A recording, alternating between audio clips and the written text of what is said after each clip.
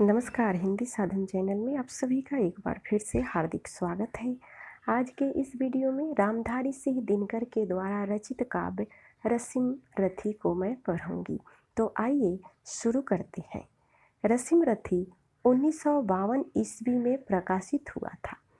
रसीम रथी का अर्थ सूर्य का सारथी होता है। यह एक प्रसिद्ध खंड काव्य है। यह खड़ी बोली में लिखा गया है।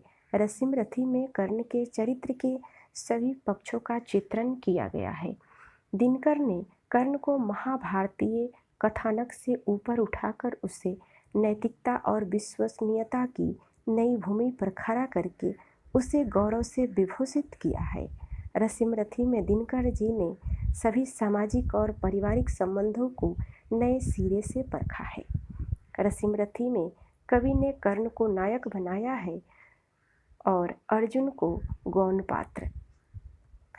रसीम रथी खंड काव्य में 7 सर्ग है। प्रथम सर्ग में कर्ण का शौर्य प्रदर्शन है। द्वितीय सर्ग में परशुराम के आश्रम का वर्णन है। तीसरा सर्ग कृष्ण का संदेश। चौथा सर्ग कर्ण के महादान की कथा। पांचवा सर्ग माता कुंती की विनती। छठा सर्ग शक्ति प्रदर्शन। सातवां सर्ग कर्ण के बलिदान की कथा। रसीम रथी खंड काव्य की कथा वस्तु कुछ इस प्रकार से है। रसीम रथी का अर्थ होता है वह व्यक्ति जिसका रथ रसीम अर्थात सूर्य की किरणों का हो। रसीम रथी महाकाव्य में रसीम रथी कर्ण का नाम है क्योंकि उनका चरित्र सूर्य के समान प्रकाशमान है। कर्ण महाभारत महाकाव्य का अत्यंत यशस्वी पात्र है। कर्ण का जन्म पांडवों की माता कुंती के गर्भ से उस समय हुआ था जब कुंती अविवाहित थी। लोक लज्जा के भय से बचने के लिए कुंती ने अपने नवजात शिशु को एक मंजूषा में बंद करके उसे नदी में बहा दिया था। वह मंजूषा अधिरथ नाम के एक सूत को मिला था। अधिरथ को कोई संतान नहीं थी, इसीलिए उन्होंने उस बच्चे का पालन पोषण अपने पुत्र के जैसा किया। अधिरथ की धर्म पत्नी का नाम राधा था। राधा के द्वारा पालन पोषण होने के कारण ही कर्ण का एक और नाम राधे भी है। कर्ण पांडव दोनों महाराजा कौरव और पांडव दोनों महाराजा शांतनु के कुल में उत्पन्न हुए। शांतनु के कई पीढ़ियों के ऊपर महाराज कुरु हुए थे, इसीलिए कौरव पांडव दोनों को कुरुवंशी भी कहते हैं। शांतनु का विवाह गंगा जी के साथ हुआ था, जिससे देवव्रत का जन्म हुआ। यही देवव्रत भीष्म कहलाए क्योंकि उन्होंने जवानी में ही आजीवन ब्रह्मचारी रहने के लिए प्रतिज्ञा ले लिया था। महाराजा शांतनु ने निषाद कन्या सत्यवती से विवाह कर लिया, जिससे उन्हें चित्रांगद और विचित्र वीर्य 2 पुत्र हुए। चित्रांगन कुमार अवस्था में युद्ध में मारे गए। विचित्र वीर्य की अंबिका और अंबालिका नाम की 2 पत्नियां थीं, किंतु क्षय रोग होने के कारण विचित्र वीर्य भी निसंतान ही मरे। ऐसी परिस्थिति में वंश चलाने के लिए सत्यवती ने व्यास जी को आमंत्रित किया। व्यास जी ने नियोग पद्धति से विचित्र वीर्य के दोनों विधवा पत्नियों को मां बनने का आशीर्वाद दिया। अंबिका से धृतराष्ट्र और अंबालिका से पांडु का जन्म हुआ। मातृदोष के कारण धृतराष्ट्र जन्म आंध हुए और पांडु पीलिया के रोगी थे। अतएव अंबिका की प्रेरणा से व्यास जी ने उसकी दासी से तीसरा पुत्र का जन्म कराया, जिसका नाम विदुर था। राजा धृतराष्ट्र और महारानी गंधारी के 100 पुत्र हुए। महाराजा पांडु की 2 पत्नियां थीं, कुंती और माद्री, परंतु ऋषि से मिले श्राप के कारण पांडु अपनी पत्नी के साथ स्त्री समागम से विरत थे। कुंती ने अपने पति की आज्ञा से 3 पुत्र 3 देवताओं से प्राप्त किए। जैसे कुमार अवस्था में कुंती ने सूर्य मंत्र से कर्ण को प्राप्त किया था, उसी प्रकार विवाह के पश्चात उन्होंने धर्मराज से युधिष्ठिर, पवन देव से भीम, इंद्रदेव से अर्जुन को प्राप्त किया। माद्री के एक ही गर्भ से 2 पुत्र हुए, नकुल और सहदेव। ये दोनों भाई भी पांडु के अंश नहीं थे, ये दोनों अश्विनी कुमार के अंश थे। पांडु के मरने पर माद्री सती हो गई और 5 पुत्रों का लालन पालन का भार कुंती को प्राप्त हुआ। माद्री महाराज शाल्य की बहन थी। आइए प्रथम सर्ग की कुछ पंक्तियों को देखते हैं।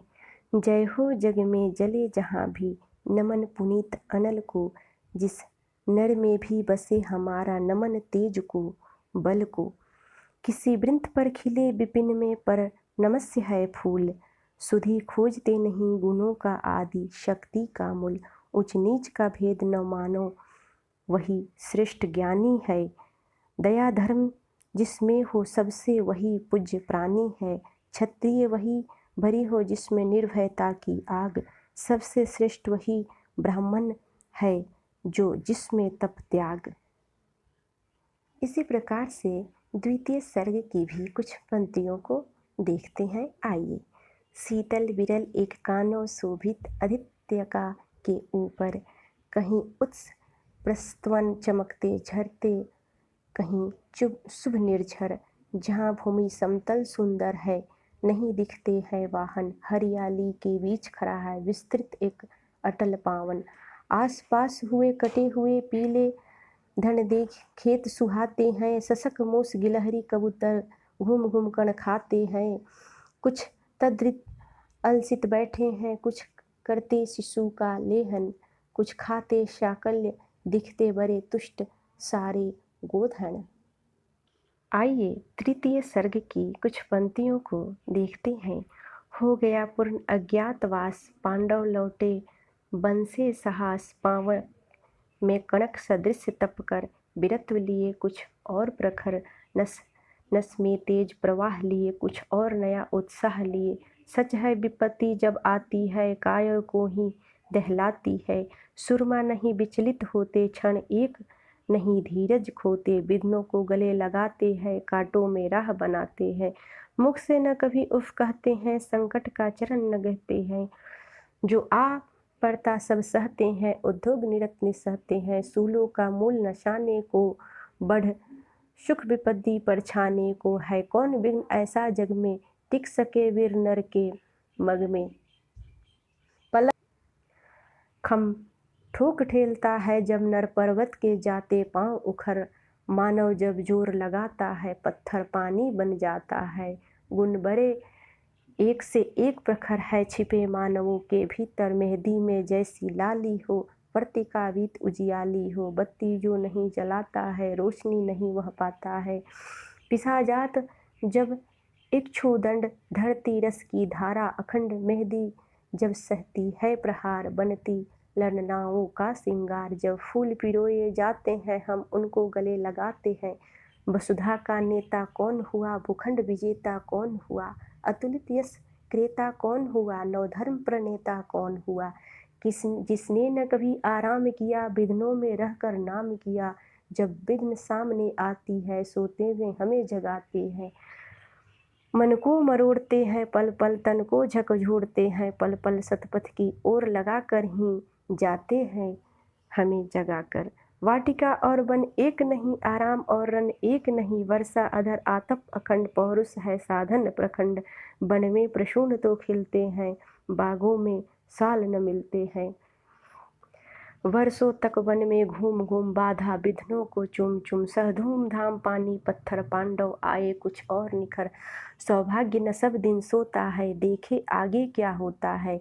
मैत्री को राह बताने को, सबको सुमार्ग पर लाने को। दुर्योधन को समझाने को, विध्न विश्वंस बचाने को। भगवान हस्तिनापुर आए, पांडव का संदेश लाए। दो न्याय अगर दो आधा दो, पर इसमें भी यदि बाधा हो तो दे दो केवल 5 ग्राम। रखो अपनी धरती तमाम, हम वही खुशी से खाएंगे। परिजन पर असी न उठाएंगे। दुर्योधन वह भी दे न सका, आशीष समाज की ले न सका। उलटे हरि को बांधने चला, जो था असाध्य साधने चला। जब नास मनुज पर छाता है, पहले विवेक मर जाता है। हरि ने भीषण हुंकार किया, अपना स्वरूप विस्तार किया। डगमग डगमग दिग्गज डोले, भगवान कुपित होकर बोले, जंजीर बढ़ा अब साध मुझे, हाँ हाँ दुर्योधन बांध मुझे। यह देख गगन मुझ में लय है, यह देख पवन मुझ में लय है। मुझ में विलीन झंकार सकल, मुझ में लय है संसार सकल। अमृत फूलता है मुझ में, संहार झूलता है मुझ में। आइए चतुर्थ सर्ग की कुछ पंक्तियों को देखते हैं। प्रेम यज्ञ अति कठिन कुंड में, कौन वीर बलि देगा। तन मन धन सर्वस्व होम कर, अतुलनीय यश लेगा। हरि के सम्मुख भी न हार, जिसकी निष्ठा ने मानी। धन धन्य राधे, बंधुता के अद्भुत अभिमानी।